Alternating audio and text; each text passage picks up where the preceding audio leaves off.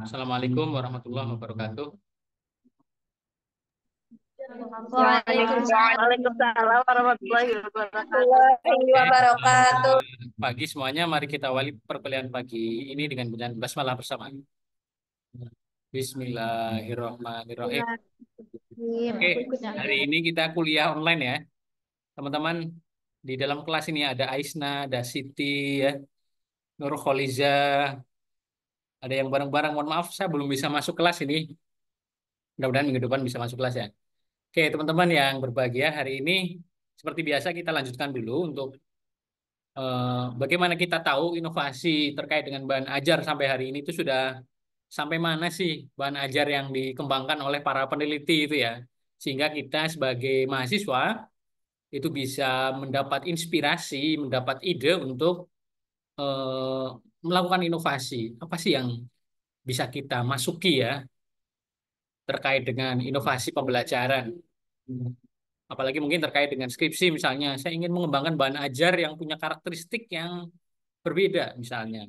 Oh, saya ingin mengembangkan bahan ajar boklit yang berorientasi etnosains misalnya, atau etnobiologi, atau yang kearifan lokal misalnya. Nah, hari ini sudah sampai mana nih riset-riset bahan ajar dalam pembelajaran biologi? Nah, mohon maaf ini teman-teman, di sebelah saya ada hajatan, kedengaran ya? Oke, siapa yang hari ini yang mau presentasi? Dua orang aja, dua orang, lima paper yang terbaik yang disampaikan. Siapa hari ini yang presentasi? Coba selfie. Halo selfie. Udah pernah presentasi belum selfie? Belum, Bapak. Oke, selfie ya. Yang pertama selfie. Yang kedua Novi. Sudah pernah belum? Maju Novi. Belum, Bapak. Oke, yang pertama selfie, yang kedua Novi. Sudah siap PPT-nya? Apa namanya? Lembar kerjanya yang untuk review. Yang bahan ajar ya. Atau Novi udah siap duluan?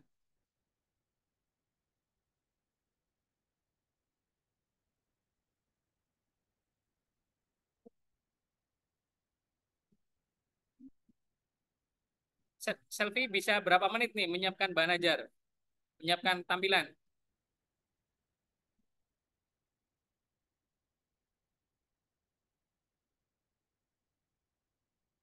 Oke, silakan nanti disiapkan eh, presentasinya. Nanti kalau sudah siap tampil langsung saja ya. Saya isi presensi dulu teman-teman.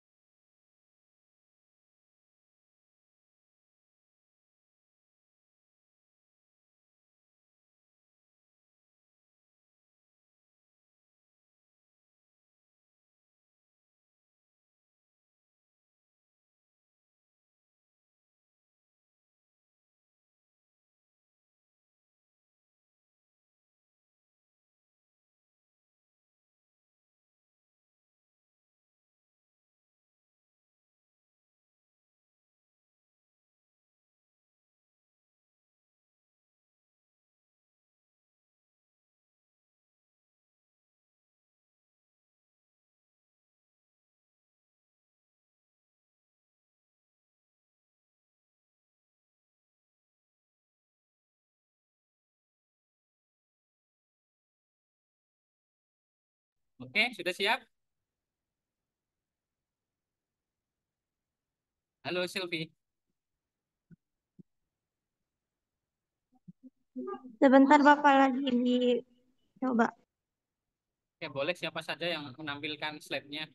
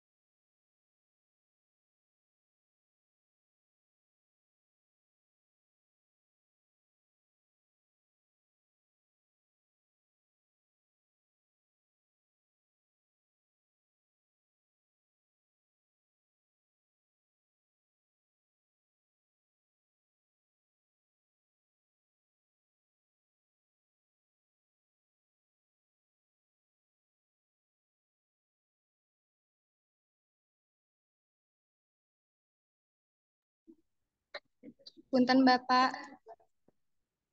Oke, silakan. Baik.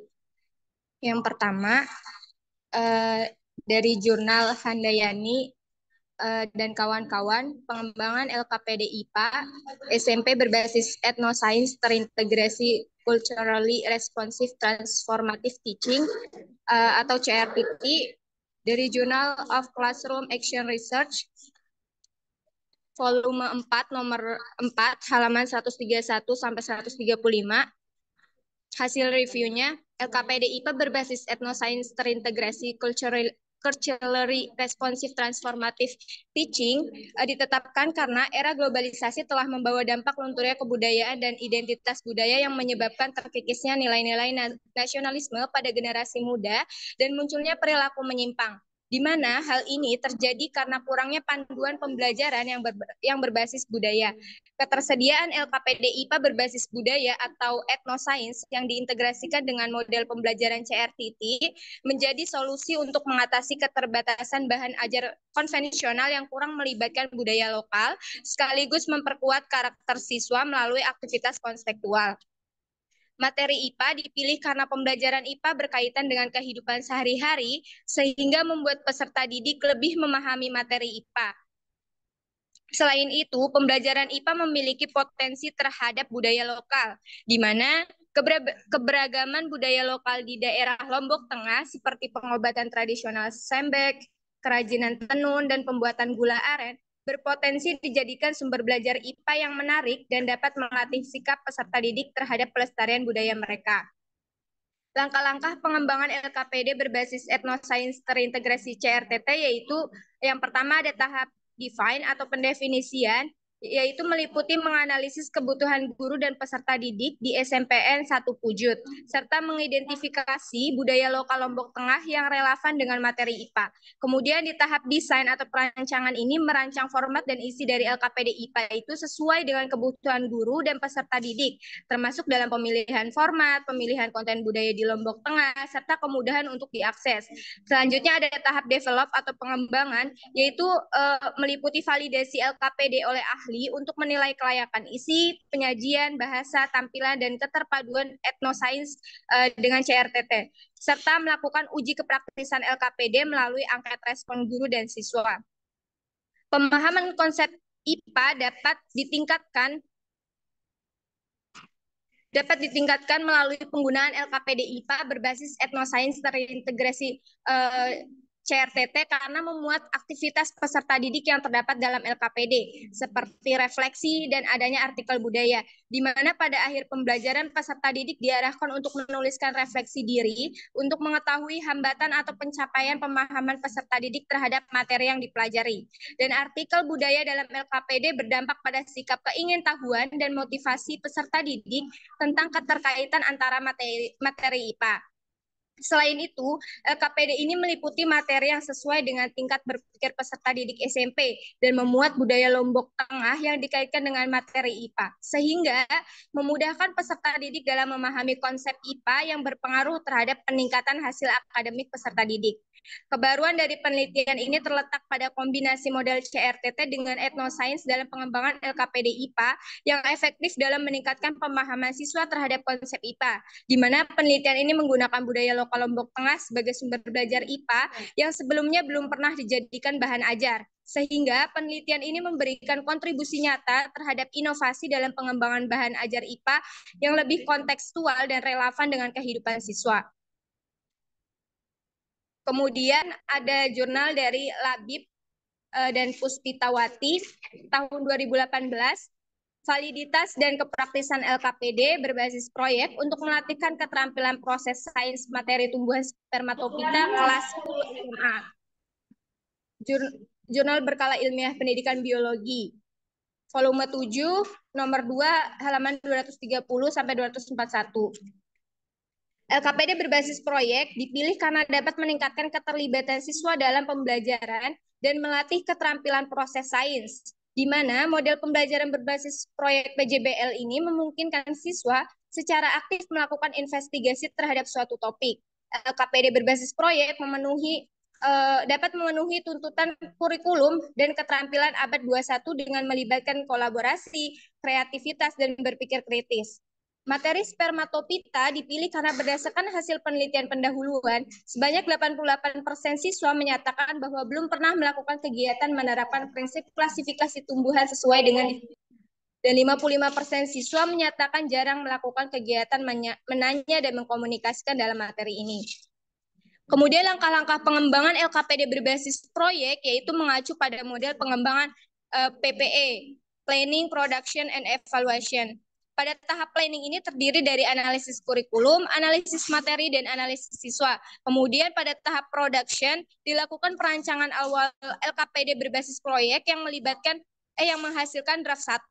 Kemudian di tahap evaluation dilakukan validasi oleh 2 dosen biologi, yaitu dosen ahli pendidikan dan ahli materi serta guru SMA 1 Driorejo. Selanjutnya, hasil validasi digunakan untuk merevisi LKPD dan diperoleh draft 3 yang siap diuji coba terbatas kepada 25 siswa SMAN 1 Driorejo secara heterogen. Keterampilan proses sains dapat dilatih melalui pembelajaran dengan menggunakan LKPD berbasis proyek yang sesuai dengan instrumen penilaian aktivitas siswa, di mana siswa menentukan tema proyek dengan mengobservasi berbagai tumbuhan spermatopita yang ada pada area yang telah ditentukan. Kemudian siswa merancang langkah-langkah penyelesaian proyek berdasarkan tema yang telah ditentukan, di mana alur kerja dibuat sesuai prosedur kegiatan yang telah dicantumkan pada LKPD. Setelah itu, siswa menyusun jadwal pelaksanaan proyek sesuai dengan kesepakatan kelompok. Kemudian siswa melakukan kegiatan pengumpulan data hasil observasi tumbuhan yang telah ditemukan, dan siswa mengolah data hasil investigasi dengan mengisi tabel yang telah disediakan. Lalu siswa melakukan pembuatan produk berupa poster dan siswa menyajikan data hasil kegiatan proyek tersebut melalui presentasi. Kebaruan dari penelitian ini terletak dari pengembangan LKPD berbasis proyek yang valid dan praktis untuk melatihkan keterampilan proses sains siswa dalam materi spermatopita di SMA Negeri 1 Driorejo yang sebelumnya lebih banyak diajarkan secara teoritis. Selain itu, penelitian ini juga menggunakan model pengembangan PPE yang belum banyak digunakan sebelumnya. Selanjutnya, ada dari Sitompul dan kawan-kawan tahun 2023, pengembangan LKPD berbasis Discovery Learning pada materi ekosistem untuk meningkatkan HOT siswa kelas 10 SMA. Terbitan Spizaitus Jurnal Biologi dan Pendidikan Biologi, volume 4, nomor 3, halaman 243 sampai 260, LKPD berbasis Discovery Learning diterapkan karena berdasarkan observasi di SMA Negeri 2 Percut Seituan sudah menerapkan kurikulum merdeka, tetapi belum ada media pembelajaran yang digunakan untuk meningkatkan HOTS dengan model pembelajaran yang mendukung. Sehingga LKPD berbasis Discovery Learning dianggap sebagai solusi untuk meningkatkan HOTS peserta didik yang sesuai dengan tuntutan kurikulum Merdeka. Selain itu, pelaksanaan pembelajaran Discovery Learning melibatkan sintaks yang dapat membuat peserta didik aktif dalam kegiatan belajar, dengan kegiatan penemuan dan berpikir untuk memecahkan suatu permasalahan yang ada.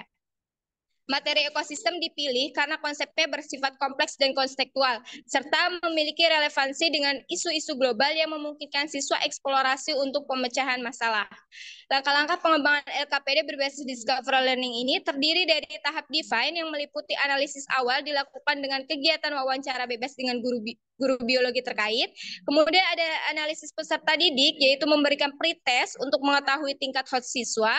Kemudian ada analisis tugas, di mana peneliti ini menentukan apa saja capaian pembelajaran dan tujuan pembelajaran yang dibutuhkan dan harus dicapai oleh peserta didik. Kemudian di analisis konsep, peneliti ini mengidentifikasi konsep-konsep yang akan dilatih kepada peserta didik, dan analisis instruksi tujuannya dilakukan perumusan tujuan pembelajaran yang sesuai dengan indikator HOTS, yaitu C4, C5, dan C6. Pada tahap desain meliputi penyusunan instrumen, di mana penyusunan modul aja, lembar validasi LKPD, lembar angket, dan tes. Pemilihan media meliputi penggunaan model pembelajaran Discovery Learning dan menyesuaikan dengan materi ekosistem, serta menggunakan sumber belajar berupa buku biologi kelas 10 dan video pembelajaran melalui YouTube. Pada tahap ini, LKPD dibuat untuk 2 kali pertemuan dengan berdasar sintaks kegiatan model Discovery Learning. Tahap pengembangan, LKPD berbasis Discovery Learning pada materi ekosistem divalidasi oleh dosen ahli materi terkhusus di bidang HOTS dan dosen ahli media. Kemudian diuji keefektifan menggunakan uji N-gain. Keterampilan berpikir tingkat tinggi atau HOTS ini dapat ditingkatkan dengan pembelajaran yang menggunakan LKPD berbasis Discovery Learning melalui pelatihan soal-soal yang dapat merangsang peserta didik untuk menganalisis, mengevaluasi, dan mengkreasikan dengan berbagai penemuan. Selain itu, dengan menggunakan LKPD berbasis Discovery Learning, peserta didik dituntut untuk belajar aktif secara kelompok agar dapat berdiskusi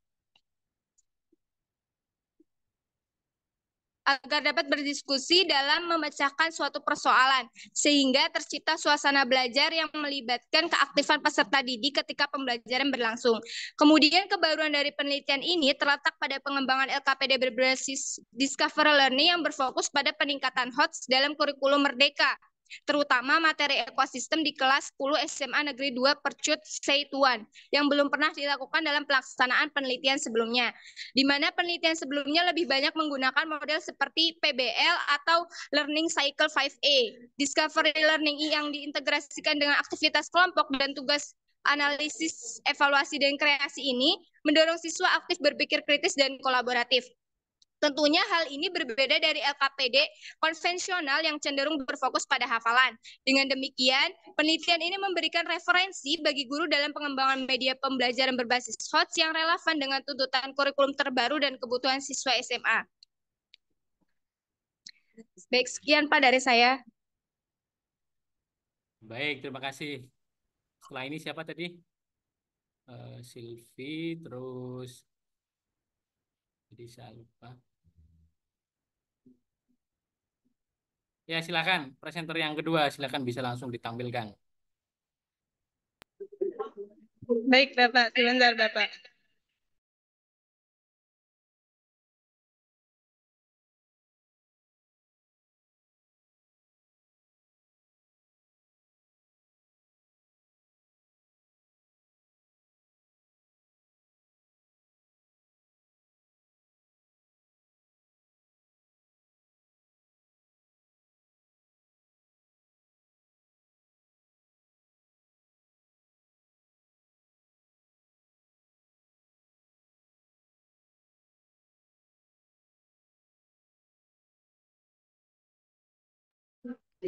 Assalamualaikum warahmatullahi wabarakatuh. Yang saya hormati Bapak Mujib Ubaidillah, MPD dan teman-teman yang saya hormati. Di sini saya akan membacakan review artikel yang sudah saya baca. Yang pertama yaitu artikel dari Mahrawi dan kawan-kawan pada tahun 2021, yaitu tentang pengembangan e-modul biologi sebagai bahan ajar pada materi sel. E-modul ini sebagai bahan ajar diterapkan karena mampu membuat tampilan menjadi lebih menarik dengan tambahan animasi gambar, video, dan audio visual, sehingga mampu menciptakan media pembelajaran yang interaktif bagi siswa. Kemudian dalam artikel tersebut, materi yang dipilih yaitu materi sel, di mana siswa beranggapan bahwa materi sel ini merupakan materi yang sulit dipelajari. Siswa terkadang merasa sulit untuk membedakan bagian struktur dan organel sel beserta masing-masing fungsinya dan sulit untuk mengingat istilah dalam biologi. Langkah-langkah pengembangan e-modul yaitu yang tahap pertama yaitu pendefinisian. Peneliti meliputi observasi pada kegiatan belajar mata pelajaran biologi dengan memberikan angket analisis kebutuhan siswa seperti analisis kurikulum dan analisis kebutuhan. Kemudian tahap kedua yaitu desain. Dilakukan perancangan e-modul biologi sebagai bahan ajar pada materi sel dan perancangan instrumen untuk mengukur kelayakan e-modul yang dikembangkan. Kemudian yang ketiga tahap pengembangan. Pada tahap ini terdiri dari 3 langkah, yaitu pengembangan e-modul biologi, pengembangan instrumen, dan penilaian e-modul biologi. Dan yang keempat yaitu tahap perbaikan e-modul. Hasil uji respon siswa dari angkat yang telah diberikan e-modul biologi sebagai bahan ajar pada materi sel layak digunakan sebagai bahan ajar untuk menunjang kegiatan belajar di sekolah. Hasil yang diperoleh yaitu menunjukkan presentase angka 83,5% yang termasuk kategori sangat praktis sehingga e-modul materi sel berpotensi untuk menjadi media yang efektif untuk digunakan siswa. Kebaruan dari penelitian ini yaitu terletak pada pengembangan e-modul sebagai bahan ajar pada materi sel, di mana menjadi alat bantu atau media pembelajaran biologi bagi siswa kelas 11 SMA. Kemudian yang kedua yaitu ada artikel dari Suryani dan kawan-kawan pada tahun 2022. Tentang pengembangan e-modul biologi yang dilengkapi dengan tokoh kartun materi sistem gerak siswa kelas 11 MIPA SMA. E-modul ini diterapkan karena mampu membuat siswa belajar berinteraksi dengan media ajar dan fokus pada materi. Selain itu, menggunakan e-modul dapat meningkatkan hasil belajar siswa. Materi yang dipilih dalam artikel tersebut yaitu materi gerak manusia. Karena sistem gerak manusia merupakan materi yang bersifat konseptual dan banyak menghafal. Kurangnya objek gambar yang nyata untuk dijelaskan oleh guru banyak nama-nama istilah yang terdapat dalam materi tersebut.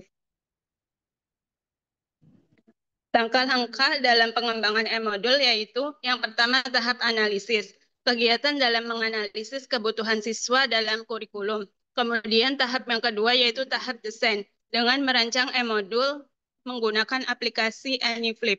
Yang ketiga yaitu tahap development, yaitu tahap di mana peneliti menguji e-modul.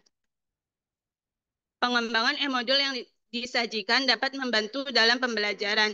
Siswa sangat berminat dalam mempelajari sistem gerak karena mudah dipahami dan keunikannya dengan terdapat kartun sehingga tidak membosankan dan membuat siswa berminat dalam mempelajarinya.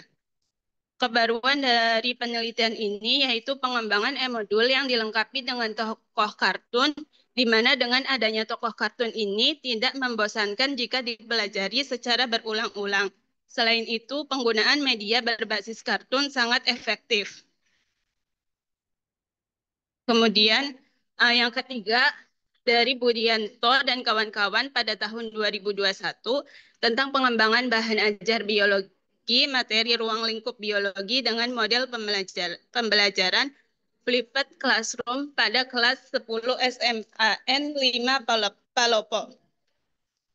E-modul ini diterapkan karena mampu membantu siswa dalam mempelajari, menalar, mencoba, dan menerapkan bahan ajar agar proses belajar dapat berjalan sesuai implementasi dari kurikulum 2013 melalui model pembelajaran flipped classroom. Yang kedua, materi yang dipilih dalam artikel tersebut yaitu ruang lingkup biologi. Tetapi alasan dari pemilihan materi ini tidak dijelaskan. Kemudian langkah-langkah pengembangan e-modul, yaitu tahap pertama, validasi bahan ajar e-modul, yaitu untuk mengetahui kelayakan e-modul sebelum dilakukan uji coba. Yang kedua yaitu validasi ahli materi, dilakukan untuk memberikan penilaian yang digunakan untuk mengukur kelayakan penggunaan e-modul. Yang ketiga yaitu tahap validasi ahli media, yaitu dilakukan untuk memberikan penilaian yang digunakan untuk mengukur kelayakan penggunaan e-modul. Yang keempat, tahap respon guru, untuk mengetahui respon guru terhadap e-modul yang digunakan. Dan yang kelima yaitu tahap respon siswa untuk mengukur kepraktisan produk yang telah dikembangkan. Yang keempat yaitu pengembangan e-modul dengan model pembelajaran flipped classroom dapat menarik minat peserta didik. Pemberian kegiatan pembelajaran dan laporan kegiatan pada lembar kerja siswa agar peserta didik lebih aktif mencari tahu sendiri, lebih kreatif dan lebih inovatif dalam memecahkan masalah pembelajaran.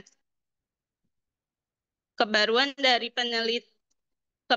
penelitian ini yaitu pengembangan e-modul dengan model pembelajaran flipped classroom yang di mana guru bukan lagi merupakan satu-satunya sumber belajar di dalam kelas, tetapi dalam kegiatan pembelajaran berlangsung, guru hanya memfasilitasi serta mengarahkan siswa dalam pembelajaran.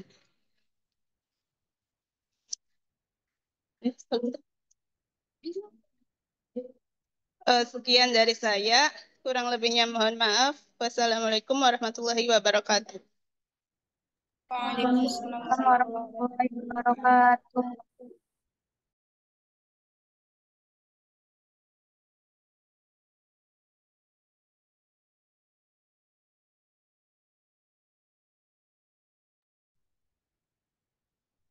Baik, terima kasih teman-teman semuanya.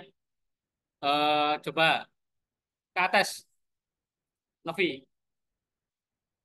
Di scroll ke atas ininya. Tampilan ininya ya. Oke, di sini ya. Oke, pengembangan e-modul biologi sebagai bahan ajar. Ini e-modul ya. E-modul biasa ya. Dia mengembangkan e-modul materi sel ya. Oh, dia punya video, animasi, audio visual. Dia bisa menciptakan belajaran yang interaktif. Oke, e-modul umum ini ya. Sudah banyak yang melakukan riset tentang e-modul. Ke bawah coba. Bawah lagi. Kopi. Di sini pengembangan e-modul. Oke, e-modul bilangin tokoh kartun. Oh, dia pakai kartun ya. Oke, interaktif juga ini ya. Oke, ke bawah coba. Udiono, materi flip classroom ya. Mana ajar materi biologi orang dengan model, oh dia pakai flip classroom modelnya. Mengajar pakai model flip classroom, dia menggunakan bahan ajar materi ruang lingkup biologi. Oke, bawah coba. Bawah lagi. Oh, di ini stop modul. Ini e-modul juga ya, tapi dia berbasis masalah. Oke, ada masalah-masalah yang diungkapkan, diorientasikan di dalam modulnya untuk dipecahkan ya atau diselesaikan. Oke, ke bawah coba. Pengembangan e-modul yang nomor 5, Hastings Room. Ya, e-modul berbasis discovery learning. Oh, ada aktivitas discovery-nya ini ya. Ada aktivitas discovery ya modulnya. Oke, menarik ini. Oke, dari sekian banyak modul yang sudah dikembangkan oleh para peneliti, nah ini rata-rata menggunakan model pengembangan ya. Eh, ada yang menggunakan AD. Misalnya nih, Hastings Room nih AD nih. Analysis, Design, Develop, Implementation, dan Evaluation. Ya, dia pakai A, DD, IE gitu ya. Tulisannya begitu ya. AD gitu ya. Dan analisis. Dilakukan analisis kebutuhan. Apa sih kebutuhannya? Kebutuhan peserta didik ya. Kebutuhan terkait dengan pembelajaran di kelas. Nah, seperti apa begitu ya. Kemudian tahap desain, bagaimana mendesain apa namanya modulnya, ya, seperti apa modul yang akan dirancang. Kemudian development, mengembangkan, gimana sih mengembangkan modulnya gitu ya. Karakteristik modulnya seperti apa yang dikembangkan, di develop gitu ya. Kemudian bisa ada uji validitas, ya, uji ahli gitu ya, dibaca oleh para ahli, guru, ahli konten, desain mungkin ya, karena ini modul ya, ada gambar-gambar. Kemudian uji coba nih, implementasi uji coba di terbatas mungkin satu kelas boleh ya, atau mungkin eksperimen kontrol juga boleh ya. Dan implementasi dan terakhir evaluasi ya. Bagaimana efektivitas modul yang dikembangkan ya. Apakah bisa meningkatkan hasil belajar ya, atau apa variabel apa yang ditingkatkan gitu melalui modul itu. Oke, baik teman-teman. Menarik ya. Kalau yang Silvi tadi bisa ditampilkan nggak?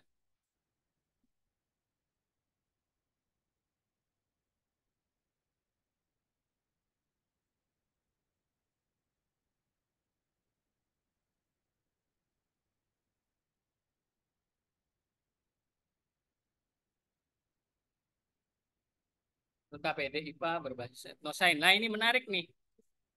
Nah, memang sudah banyak sih yang mengembangkan LKPD berbasis etnosains ya. Mahasiswa bimbingan saya itu namanya siapa lupa ya. Orang Kuningan atau mana tuh eh, dia mengembangkan bahan ajar LKPD berbasis etnosains itu, dia ngangkat yang ini ikan dewa itu ya, ikan dewa ya. Dia melakukan rekonstruksi pengetahuan masyarakat, rekonstruksi pengetahuan asli masyarakat terkait ikan dewa itu. Kemudian dikemas dalam bahan ajar gitu ya, LKPD misalnya. Di sini etnosains terintegrasi culturally responsive transformation teaching ya. Lumayan ini. Nah, ini inovasinya bagus ini. Of teaching edition ya. Oke, dia mengangkat materi tentang pembelajaran IPA ya, kehidupan sehari-hari ya. Ya, yang berkaitan dengan budaya lokal ya. Di Lombok Tengah. Jadi dia ada pengobatan tradisional sambek, kerajinan tenun, dan pembuatan gula aren gitu ya. Nah, ini menarik ya.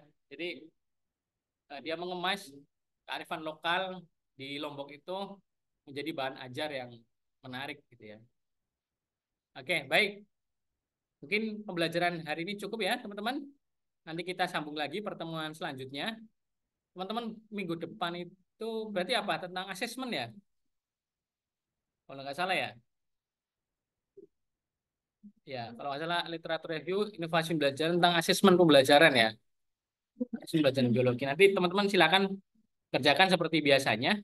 Ya, cukup dulu pembelajaran hari ini. Mari kita akhiri pembelajaran pada hari ini dengan bacaan hamdalah. Alhamdulillah. Assalamualaikum warahmatullahi wabarakatuh. Waalaikumsalam warahmatullahi wabarakatuh. Terima kasih Bapak.